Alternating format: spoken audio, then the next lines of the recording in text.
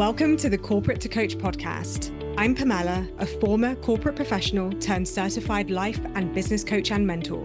If you're ready to sign clients, grow your soul-led coaching business, and shed the employee identity so you can step fully into business ownership, you're in the right place. Let's begin. Hello, everyone. Welcome back to the Corporate to Coach podcast. I am so pleased to introduce a very special guest today. We are going to be speaking all things going from corporate to coach. We're going to be talking about finding and following your spark and maybe a little bit of feng shui if we have time at the end. And I'm sure there'll be lots more weaved into the episode. Introducing the brilliant Gina Casbarro. She is a certified intuitive life coach and feng shui guide who supports visionaries and entrepreneurs. She helps them to develop their confidence and courage to bet on themselves and blaze their own path. Gina's passion for coaching began as a manager at Lululemon, where she spent more than 8 years coaching hundreds of people to develop as leaders and crush their goals. Her love of nature, symbolism, and intuition led her to feng shui. She now weaves these passions together to support her clients in aligning their mindset, their lifestyle, and their environment with their truest goals and values. Gina, welcome. Thank you so much for joining me. So I love that you worked at Lululemon. What a brilliant brand. Are they as amazing to work for as they seem? Because they seem like a great place to work. Yeah, they really are. And most people know Lululemon for their clothing, obviously. And what most people don't know is that they really want to be known as like the number one leadership development company in the world. And that's why I stayed there for 8 years, because they are so invested in personal growth, personal development. They really pour a lot of resources, a lot of training into their people. And that was incredibly rewarding, supported my growth in so many different ways. So, absolutely, they really are a great company to work for. So good. And yet, here you are, business owner, coach. Indeed. So, from what you shared with me before, you were lucky enough to be able to coach in-house at Lululemon. And that is where you got your training to certify as a coach. And then you ended up going into business ownership anyway. I want to know everything all at once, but let's actually talk about what it is to coach in-house, to actually be able to be employed as a coach. Like, can you share, was that your primary role or was it part of your role? How did that come to be? Yeah, so coaching was a part of my role. So, at every level of employee of position in the company, we're trained in leadership skills. And as a manager in the company, the way that we're trained to develop our teams is through coaching. So when I first came onto the company, the part of the training and onboarding experience, I remember my first store was in Miami, and the training experience was like in a alleyway in the mall, like behind the stores, going through this vision and goal setting experience. And we went through this whole experience with our store manager of envisioning our life 10 years from now and breaking down that vision from 10-year, 5-year, 1-year goals and being coached on that vision. And we had to write up all of our goals and put them up in the store for everyone to see. And routinely in touch points, we were always revisiting these things. And that's how we were trained. And really, even as I came in very early on, there's 4 different pillars of the business: people, operations, product, and community. So the people pillar is all about training, all about facilitation. So from very early on, that was always the pillar of the business that I was most passionate about. So I became the trainer. I ended up training teams. I would be a regional trainer going to other different stores, training new hires, taking people through goal setting experiences. So really utilizing these skills that they taught us at every single layer and level of the company to develop our people. And then Lululemon gave us the opportunity, like I said, at different levels of the company to go outside to other organizations to go through personal training development experiences. So it was in one of those experiences that I got to go through Lululemon. There was a 4-month program where first you go through it as a participant and you create this whole project and you have a coach, you're working with a coach. So I went through that, and then I became a coach in that program, and then I became a head coach in that program, coaching the coaches of that program. So I had those opportunities through Lululemon. So I wasn't technically like, they didn't send me through a coach certification process, and we had all these different training opportunities. And it was after or outside of Lululemon that I went through other like official coach certification programs. And like I said, that's where I really got trained initially in these skills, and that became the favorite part of my job. Wow, that is so lucky. I mean, I say luck, right? We create these opportunities. You went to Lululemon in the first place, but what an incredible place to work. Mm-hmm. And I think this is so must, I mean, I'm hoping it's refreshing, as refreshing to the audience as it is for me to hear, because when I first came upon coaching, it seemed like something that I would have to do outside of my career, even though I worked for a company that was also very professionally professional development focused. Mm-hmm. To actually have the opportunity to go through like an independent coaching experience and have my own coach Mm-hmm. and be given that is really incredible. And it's not unusual. I think almost every coach I speak to, it is through them receiving coaching that they then end up pursuing coaching. Yeah. It is that magical. So you obviously then took that, got certified outside of Lululemon, but then you decided to actually go solo, like do it by yourself and start your business. Mhm. When did that spark begin for you?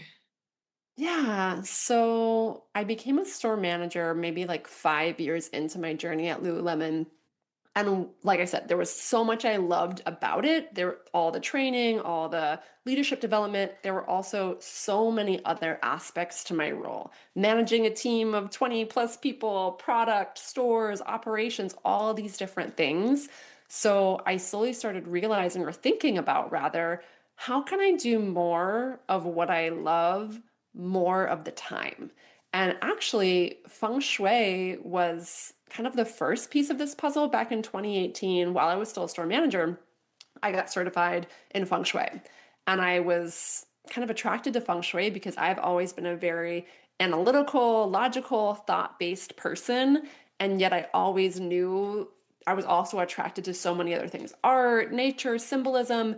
And if I would just get lost in my head sometimes. So when I first was introduced to feng shui, it was this really incredible practice to get out of the head and into the heart and be able to approach your goals, approach your vision from a very different path, a very different energy. So I just fell in love with it.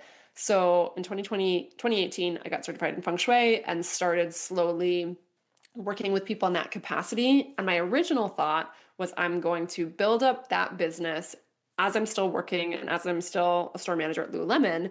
And then there came a point where I was just like, I don't want to do that. And I really want to devote more of my time and energy to my business. So in 2019, I resigned as a store manager and was still part time at Lululemon while I was working on my business. And immediately, immediately when I started working with feng shui, I first started working with like shorter consultations. Like I would work with people over the course of a couple hours, go through their whole home, give them a report. And what I quickly realized is like, I want to be in it over the long haul with people. Like, I really want to be able to walk them through the whole transformation. And that's where I started weaving in my coaching skills, and then decided in 2020 I wanted to learn that even more and went through my next coach certification program in 2020 and really kind of like transition my business to have coaching be the primary modality that I work with people on, and feng shui became a piece of that puzzle. So good. And I can't help but pick up on the fact that you made the decision to go part-time and allow to have you get to have the best of both during that period, which I think is Mm-hmm. so wise. It's something I've helped quite a few of my clients do as well, and navigate the logistics of that. I mean, it sounds Mm-hmm. like the kind of company you worked for would have been open to that possibility. Was it Mm-hmm. was it a difficult decision for you to do that, or was it just a natural next step? I mean, yeah, it was a difficult decision. And so, yeah, I resigned as a store manager 2019, and I still work there all of 2019, and then maybe like half of, actually, when did I leave? 2021. So I guess like 2 years. Mm. That seems like hard to wrap my head around now. Like maybe I'm getting my math wrong. But yeah, so I worked part-time for Lululemon for quite a while. So, but to like let go of that identity as a store manager and something I had worked so hard for was definitely a challenging choice to make. And ultimately, there was just this like tipping point that I kind of knew like I needed to make this change, and I really felt compelled to. So it was like, yeah, I just like had to do it kind of thing. Um, and the transition was still a challenging one to really, like I said, let go of like being at the top of a mountain to kind of going back to the a new beginning of something and building something up from the ground up. So it was a huge journey of being able to let go of attaching my worthiness or my value to anything external. It was like a multi-year, I think, journey, like the first couple of years of my business. Um, but yeah, it wasn't easy and it was definitely worth it. Yeah, yeah, agreed. I relate so hard to that. And you're right, it is being at the top of a mountain, right? Even if there is, you could have taken that career path, I'm sure there were Sure. 20 more steps available if Yes. you wanted to stay on that career path. But at that point in your career at the time, you're you're at the top. And I know so many of my listeners will resonate with that. Like they've worked hard to get to where they are in their career, Hmm. and it's just not it anymore, and then Hmm. making the decision. And it is such a dissonance to have such an established identity in one Hmm. thing and yet know that what it is to follow your heart is going to take you somewhere else. Yeah. It's a it's confusing, even if you don't necessarily feel confused about it, but the identity is being challenged, because identity is how we think about ourselves, where we Hmm. feel most confident, where we feel most comfortable. It's very much a default. And even Hmm. hearing you reel off the values of Lululemon all this time, like 8 years later, like you were still working there, it just goes to show we could go back to our careers and pick up where we left off. We could do it like riding a bike. And we know in our heart of hearts that that is 100% not who we are anymore, not what we want anymore. Hmm. And Yeah. that is a lot to hold such a duality of knowing we have the capability to be really successful in one area and the evidence of being successful in one area, and still Hmm. choosing a high risk, high potential Yes. reward, and following our spark, as you say, and following our hearts. I think that takes so much courage, and it's so Hmm. refreshing to hear you say that. Yeah. Thanks. Tell me more about following your spark then. You said earlier about like listening to your heart and just knowing that this is what you had to do. Hmm. How do you follow your spark? Yeah. So it's so funny. Anytime anyone asks me, like, how'd you get into coaching? How'd you get into feng shui? How'd you get into literally fill in the blank anything in my life? The short and simple answer for me is always following my spark. And when I say following my spark, I think that there's a spark inside of all of us that piques our curiosity, inspiration, passion, purpose, and it's this like pull. It's just this like, ooh, there's something about that that is intriguing me. And to be able to give yourself permission to follow those things without needing to know where they lead, that's what I mean when I say follow your spark. So when I first got into feng shui, it wasn't because I was interested in becoming a feng shui consultant. It was because I moved from a very small studio apartment to a larger one bedroom apartment, and I couldn't figure out how to arrange any of my furniture. And I was like trying to figure it out. And somehow, like, I'm sure I had heard the word feng shui before, but I somehow went down a rabbit hole in feng shui and was like, this is fascinating, and got a feng shui consultation for my house and started playing with things and was just like, this is so interesting. And I feel like so often people want to know exactly where things are going to lead in life and like what's the exact path or trajectory, where am I going to be in 10 years, versus when we give ourselves permission and space to simply follow what sparks your joy, what sparks your purpose, I really believe that's when we can have the most positive impact on ourselves, on our communities, on our families, when we're willing to be on that discovery journey. So I've just allowed myself to do that in a lot of different ways. And there's so many beautiful things that I never could have predicted or planned ahead of time that really came from giving myself permission and space to just follow these random nudges or breadcrumbs and see where they lead.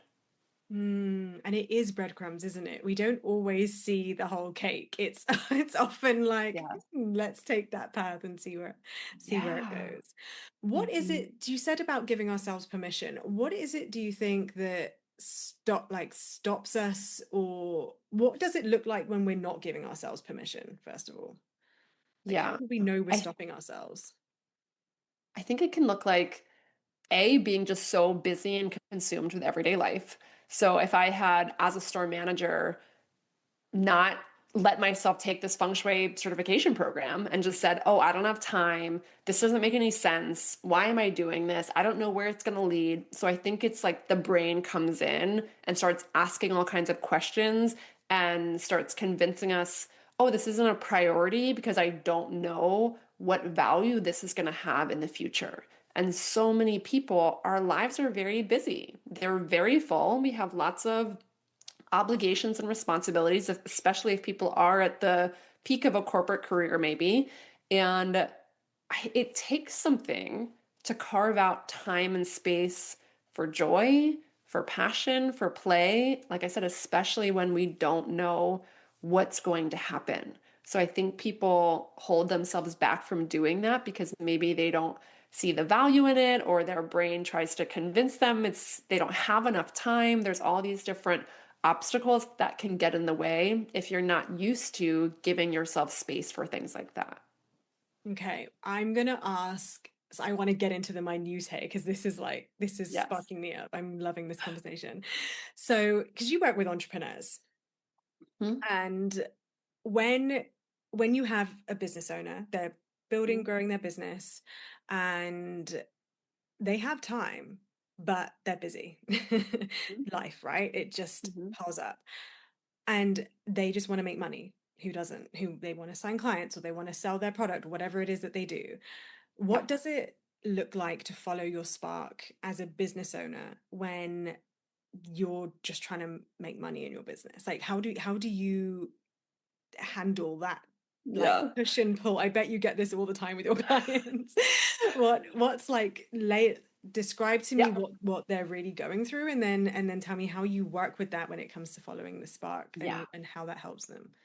Yeah. So I take my clients through a spark process, and the first S of that process is something that I call sustaining your spark. So this is about building in time for habits and practices that support you mentally, physically, emotionally, and spiritually. So when I first start working with clients, I ask them questions of what habits and practices do they already have in their toolbox. And many times they might have tried different things, but they don't really have ingrained like habits and routines. So we really talk about the importance and impact of carving out time for practices to connect to your intuition, to connect with creativity, to connect with inspiration, because I think a lot about the masculine and the feminine, the yin and the yang. And intuition is a muscle that can be strengthened and is a skill that can be built. But like anything, if we don't practice it, like if you're learning a language or learning anything else, it's not just going to magically happen. So the masculine element of that, the structure of that, is about carving out time for practices that help you connect to that spark. So, for example, in the way that I work with clients, one way that we do that is something I call a monthly spark ceremony. So, once a month, at the end of a month, we take time, 2 hours, 3 hours, for a session where we come together and do creative practices, feng shui practices, intuitive practices to access messages from your heart, from your intuition, to hone in on what are inspired, aligned goals that you're leaning into for the month ahead. And then to also be able to capture evidence of signs, synchronicities, breadcrumbs that you're seeing, because that's a way to train the brain to look for that evidence and have it see that this is a valuable skill to develop. So it's about bringing the mind on board. So instead of having the brain argue and say, oh, this is not valuable, this is not important, really being able to show it evidence of this is what has happened in the past when I've followed an intuitive nudge or breadcrumb of like, oh, I feel really called to go to this coffee shop one day. And I go to the coffee shop and I end up having a conversation with someone about my business. Wow, that's a complete coincidence and synchronicity that I can see happened and I was led to. So we really have these practices to strengthen that skill of intuition and build protected time in their schedule for it and train their brain to see how and why it's so valuable. Because entrepreneurs so often want to just like figure out how, what's the perfect strategy, what's the formula or recipe that's going to equate to X amount of clients or X amount of money. And for me, there's both. There's the logic and there's the intuition piece. So yes, there's strategy and there's so much information available to us when we tune into the heart wisdom, when we tune into the intuitive wisdom and find harmony and union between those things.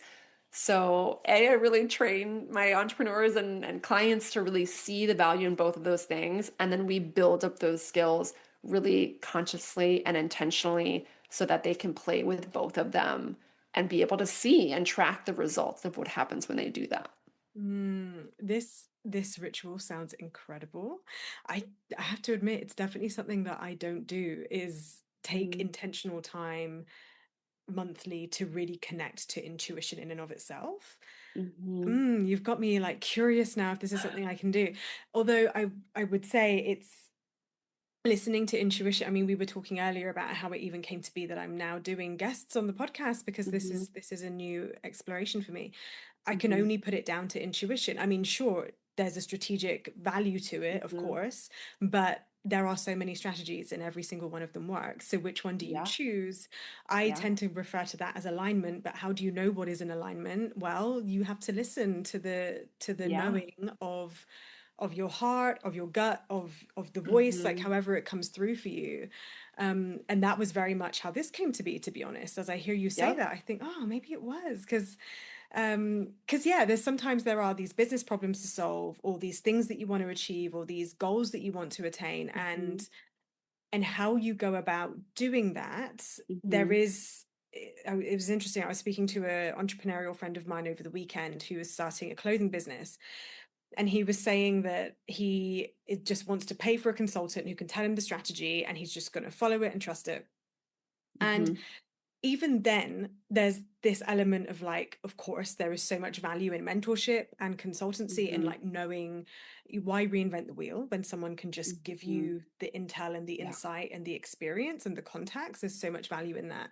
But also, for me, that wouldn't work. And especially building a coaching business, I don't think you can take that approach. Maybe a clothing line is a little bit different because it's a commodity, but when it is something like selling your services, of your gifts, of your coaching, Mm-hmm. your intuition to be able to guide Mm-hmm. people and read people the way that you can, I Mm-hmm. think building an aligned business, or in your case an intuitive business or intuitively led business, is the key to doing something that is sustainable, Mm.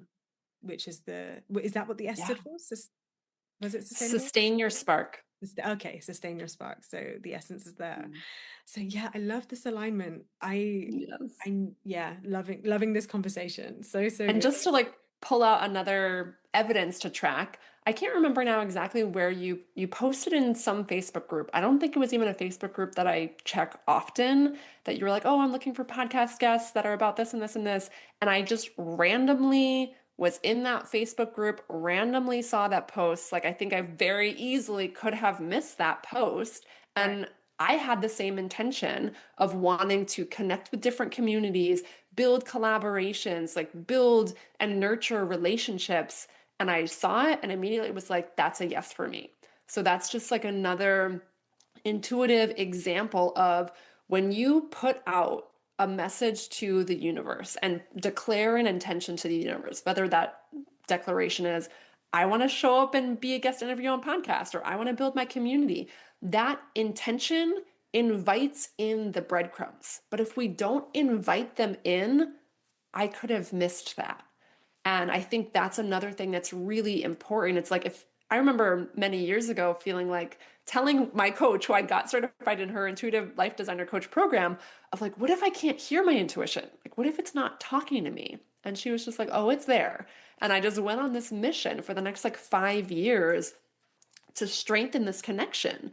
And the first step is really intending to receive intuitive messages. And there's a bajillion, there's endless ways to open up to intuitive messages. But the first step is to intend to be open to receiving them. Does that make sense? It does. It really does. Because I have to say, at the beginning of the year, I was very much coming into 2026 thinking, okay, what do I want? And but also I'm it wasn't obvious to me exactly how.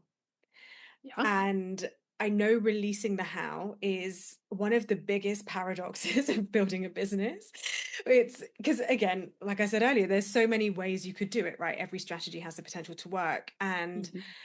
And yet we can get very attached to feeling like if we don't exactly know every single step or understand exactly how it's going to unfold, we Mm-hmm. can make it mean that we don't know, or that we're not certain, or that we're confused, or it can create confusion. And then that becomes we become well, I certainly became hesitant, and I really had to allow myself to slow down, to speed up. And I went through a bit of a like shadow work process, a clearing process. Those of you who have been listening to my podcast will know about the completion and continuation process that I did. Mm-hmm. But it was only after clearing the weight of last year that I was able to then just have more of a blank slate. And then I could actually go to a blank canvas and then be like, what do I want to draw? What do I want to create? What offer does this want to Mm-hmm. be? What does Mm-hmm. it want to look like? What wants to come through me? Mm-hmm. And lo and behold, even though this podcast idea had been kind of percolating for a while, I knew that there was, I don't want to say it was a problem to solve, but I knew that I was being called to take the podcast in a different direction. Mm-hmm. But it wasn't until I had that blank canvas that I could then allow the spark to come Yeah. through. So Yeah. this is being very affirming for me. Thank you very much. I'm so glad. I'm grateful to you. Where can you Mm-hmm. share any examples of like where your business has taken a direction because of the spark that you follow, particularly your coaching business, because obviously so many of our listeners will be Mm-hmm. coaches too, or with your clients where that has shown them a path that maybe they weren't trusting, or they weren't even thinking would take them. Yeah. So 20, I started my business in 2019, started offering feng shui consultations and different things. And there's been so many different evolutions of my services over the years of like how I've woven together feng shui and coaching. And there's definitely been sparks that have supported that transition. And 2025, I went through so much transformation, so much shedding, so much learning. And at the end of that year, I ended up hosting this masterclass called Becoming. And it was all about being able to look back on your past and really embrace the journey of how far you've come, because I realized in 2025 that, like I think I said earlier in the podcast, of that there was still remnants of where I was attaching my worth to productivity, where I was attaching my worth to my money, so many things that I had been healing and transforming for many years. I went through an even deeper shedding and transformation over 2025. And all of this work that had been happening. And then randomly, I felt compelled to book a branding photo shoot, I think like midway through the year, but it wasn't scheduled until November. So even that whole experience of like leading up to it and going through it was so transformational. And at the end of the year, all these pieces of the puzzle, all these different sparks came together, and it totally inspired me to like reinvigorate my 6-month coaching program, which is now called Own Your Becoming, which weaves together so many things. I'm now offering photo shoots for my local clients. I'm now doing feng shui identity audits, going back to in-person feng shui consult, like not feng shui consultations exactly, but feng shui sessions in person, which I haven't done in years. And all of that came from following so many different sparks throughout 2025 to like rebirth this incredible tapestry and incredible offering that I could never have orchestrated or thought about at the beginning of the year without having followed all these sparks intuitively that led me to these breakthroughs and these experiences and then rebirthed this program. Oh wow, I love it. And I love that you're doing in person again. I'm definitely seeing this. I don't Mm-hmm. want to say trend, but I'm seeing a lot more people really embracing going back Yeah. to in person. I think when we look at what happened societally with the pandemic, from 2020, we all going into having to being forced to do online and only doing Mm-hmm. online, Mm-hmm. and now in the last, like this year, last year, really opening up to in-person connection. Mm-hmm. You've had feng shui consultations in person already, or is that coming up this year? So I did many of them in the past, and Yeah. actually next week I have two of my clients. We're doing these, I'm calling them feng shui identity audits. So they're a 2 or 3 hour session where we're looking to see what is this future version of you, this version who's like created this beautiful goal, like lived into this beautiful vision. What are they like? What are they thinking about? What are they feeling? What are the actions that they're taking? What are the habits and practices and rituals they do on a daily basis? Like really illuminating that version of you and then seeing what's the difference between who I am now and who this person is. And then we start looking around in their home and seeing what changes can we make in the home to clear and release and declutter, like you were talking about, make the space, let go of the old layers, and then see what small things we can start changing to help you live into this version of you. And it's not, and what I realized in the photo shoot that I did, so I did this photo shoot back in November 2025. And I think I originally was hoping that this photo shoot was going to help me step into this external version of me that was like outside of me. And I really wanted these like photos, this experience to like validate something for myself or prove something to myself. And I went on this whole journey of finding clothes and like nothing was working. And I finally realized like it's not about the clothes. It's not about the photos. It's not about seeking something outside of myself or trying to become something or someone that I'm not already. It's about owning my becoming, owning who I already am, owning the whole journey up until this moment.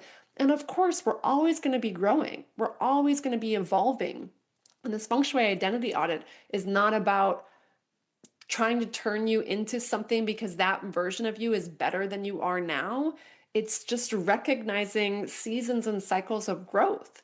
So, like plants are always growing, it's not that the bigger tree is better than the small plant. It's about looking at the small plant and thinking, oh, what fertilizer do they need? What tending do they need? How can I support them to continue their journey and evolution of growth? Not because the tree is better than the tiny plant. They're both whole and complete and wonderful and beautiful. It's just recognizing we're always in a state of becoming. We're always in a state of growth. So, yeah, I have my first two feng shui identity audits in this new format tomorrow and the next day, and I'm so excited. So, yeah, here's to a year of in-person experiences and trying new things. And yeah, I'm so excited. Oh, so good. What a beautiful deepening of like the original coach who Yes. offered feng shui services all the way back then, and now it's become Yes. this so much deeper, but Yes. so much still you, but at a Yeah. yeah, at a different level. It's so exciting. The Yeah. synchronicities of this conversation are kind of blowing my mind because just yesterday I propagated this plant. I've had it for about a Yes. year, and for the first time I took some cuttings and I've created another plant from it that's in the Yes. front room. So it's like, oh, I love it. So And like good. taking the time to tend to it and see what it needs and Hmm. understand the needs of the cutting are a little bit different to the established plant. Yes. It's yeah, very, very fitting that you bring that Our up. environments have so many metaphors, and that's the power of feng shui. That's like as you're tending to that plant, you can be thinking about that. And it's like, as a coach's, your audience and you, sometimes the mental, like work, doing the thought work can feel so intangible. And that's why I love feng shui because you're literally touching something, you're holding something, you're cutting that plant, you're planting that plant, you're watering that plant, and you can be affirming I'm nurturing new beginnings. I'm planting new seeds as you're physically doing something. And Yes. that connects new neurons in your brain. And it's just so powerful. Yes, I literally do that with this one because I got it in Bunnings, which is like a DIY store in Australia, and they have a whole plant section, and I can easily lose myself there, even though I tend to melt because there's absolutely no airflow in there whatsoever. It's like a greenhouse. But I bought this plant, and she wasn't in the best of shape, but for some reason she was the only one that called to me, Yeah. and I got her just as we'd moved into the house. We're only a few months after moving into the house and establishing this room as my office. And I was like, right, this plant is going to represent my business. And then I was like, oh Yes. God, that's a big commitment. So I've never been green fingered before and I've never kept a plant alive before. But every time I water her on a Monday, every week, I always think to myself, I'm nurturing you just like I'm nurturing my business. And she continues to Mm, grow and expand. And yeah, thank you for so that. good. Lovely. Yeah. And I'm so curious as well. How did you find acquiring clients in person versus online? Was it really just the same process for you, or did you do different things to create in-person clients? Yeah. So over my business, I've done a lot of different marketing strategies, like I'm sure many of us, experimented and tried Everyone different will things. agree. I've experimented with in-person events. I've had events at my house. I've had events. Oh, I used to do a lot of events at different shops. So I was friends with different shop owners, again, both the like melding of worlds as a store manager. I connected with a lot of different shop owners in my neighborhood. So I used to do in-person workshops at home like stores that sold home goods and similar values and similar things. So I would meet people in, real life that way. And even back in my early days of feng shui, I used to do like intro to feng shui sessions in person at different, you know, places. So I've experimented with a lot of different in-person offerings and events to meet people. And, as my business evolved, I started doing a lot more things online. But yeah, I have a lot of different passions and hobbies. I'm a huge dancer, I'm a musician, so I end up meeting people in person frequently in different places that I go to. So I have a mix right now of in-person clients or like clients who are local to me rather, as well as clients who are not local to me. So most of my coaching calls are all virtual. It's really only this feng shui identity audit session that I do in person if they are local to me. And then I have a special 90-minute intuitive coaching session that goes along with those monthly spark ceremonies. That is all about pulling an oracle card spread for the entire year, like a card for each month as well as a card for the year. And sometimes if people are local to me, I'll do that in person. But basically, to answer your question, I've experimented with different in-person events and community building things, and I just naturally meet people in person. And now that I'm doing more in-person offerings, I'm starting to think about how can I lean into other marketing avenues to meet more people in person. So I am starting to apply to be vendors at different expos and do different things in person with the intention of being able to meet more people in person so that we can do the photo shoot, we can do the in-person identity audit. So yeah, I think it's just like tailoring what kinds of marketing strategies you're using if you do have that intention that you want to have people local to you because you want to offer certain in-person services. And I'm dying to ask if you can remember back eight years ago, right? When you Yeah. were doing the part-time piece and feng shui Hmm. services, coaching, and part-time at Lululemon. Hmm. You Hmm. mentioned earlier about the identity shifts. Hmm. How, because speaking to you, I mean, you're a coach, you're a feng shui expert. That's who you are. It couldn't be more abundant. But at one point in time, you were also Lululemon store manager, trainer. Hmm. Hmm. Did you ever struggle to, or not struggle, but did you ever find challenge in meeting people in person or online and saying, I am a coach, I'm a feng shui expert? Was that ever a challenge for you? Because I know it's a challenge for some of my clients, some of the coaches who listen to this when they are still working and they're trying to build visibility as a coach.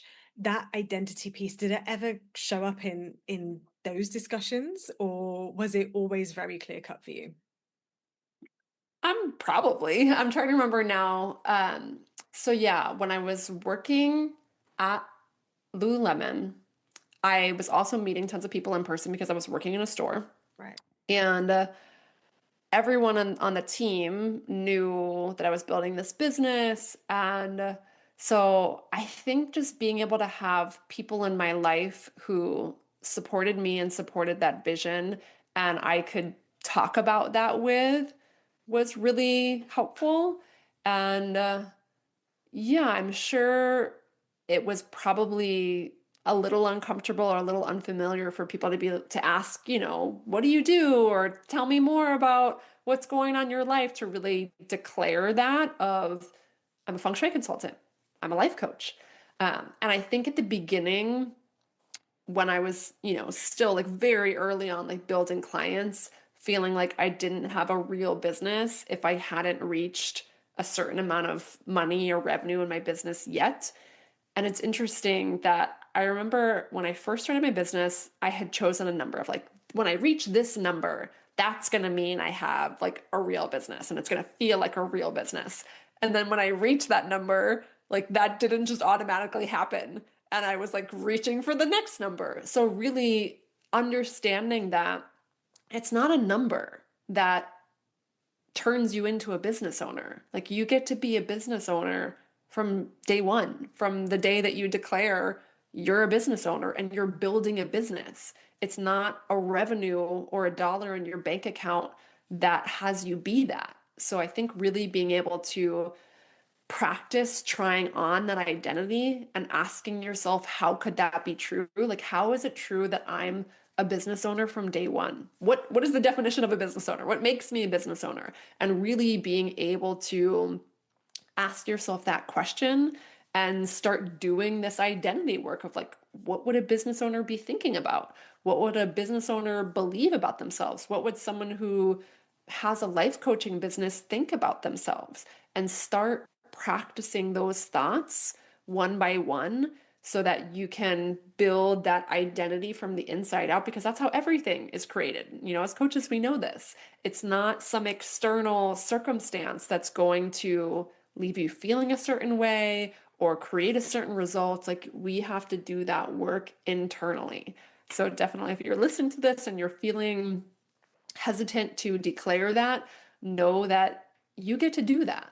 And I think I had a lot of fear, judgment of like, what will other people think of me? Like, oh, if they knew how much money I made this year, like they would think I'm, a terrible person and terrible entrepreneur and I'm an idiot and like all these things. We make up all these stories, right? And it's like, again, I get to choose what I think about myself. And this whole journey of owning my becoming, the first couple years, I had so much judgment of, it was taking so long and I wasn't reaching the numbers I wanted to be reaching in the speed I wanted to reach them at. And now I look back and I'm just like, I am so grateful of every version of me who didn't give up, who kept going, who had the courage to believe this dream was possible and pursue it. And now I can be so grateful for all of those iterations of me instead of judging them. So, wherever you are, if you're listening to this in your journey, being able to imagine what your future self might think of you. Like think, you've already reached the goal, you've already built the business, whatever it is, like, what do you think they would want to say to you? Looking back, like, they would be so grateful that you had the courage to try, that you had the courage to believe something new was possible that you had never done before. So I hope that answers, I don't even remember your original question, Beautiful but I hope said. that answers Beautifully that. said. No, it was beautiful. For me, it was the first 10K. That was my number of like, Mm, then I'll know 10K in a month. And I was like, ah, and then I did, and I was like, ah, for like a whole 30 seconds. And yeah. I was like, okay, now what? Yeah. And then it was like, oh fuck, I've got to do that again. And then Yeah. and then the judgment, it was like, well, then I have to do it 3 times in a row for it to really count. Because then it wasn't just a fluke. And I was like, oh, for fuck's sake. Can a woman Yeah. win? But I love what you said about really thinking about the future version of you and what she would have to say, because I always remember that the future version of me is just enjoying the paychecks. It's me who gets her there. Yeah. I'm the one doing the 100%. legwork right now. Yes. Yes. So it's yeah, so beautifully said, and so much I resonate with as well. So Gina, I have loved having you on the podcast. Thank you so much for joining me. Tell us how we can find you and how we can work with you. Yes. So you can find me at ginacasbarro.com. And the information about this Own Your Becoming program is ginacasbarro.com/own your becoming. And really, the only way, the main way I work with people is in this 6-month program. And the feng shui identity audit is a piece of that. Because, like I said earlier in this podcast, it's not a one and done thing. It's a whole journey. So to really be able to connect to the identity, do the audit, have 6 months worth of support as you embrace your past and create your future, like that's what this work is about. So if you're listening to this and you're curious about any of that, you can go to ginacasbarro.com/own your becoming and book a free call. I offer free clarity calls where we can talk more about this and explore it together. And if you want to just keep in touch and connect, you can always find me on Instagram by my name, Gina Casbarro. I have a podcast called Follow Your Spark. So I definitely recommend connecting with me. I love building relationships, nurturing relationships. So feel free to reach out if you just want to connect and say, hey, I heard your podcast. I would love to meet you. So please feel free to reach out. Amazing. Thank you for sharing that. All of the links will be in the show notes as well. So if you want to head to the show notes and you can book your clarity call. Gina, thank you again. Everyone else, if you want to work with me, then you can head to the show notes for the links to connect with me. The best place to start is either book a consult if you want to explore one-to-one, or you can check out the freebies on my website at coachingwithpamela.com. All right. Thanks, Gina. And I'll see you all next week. Bye.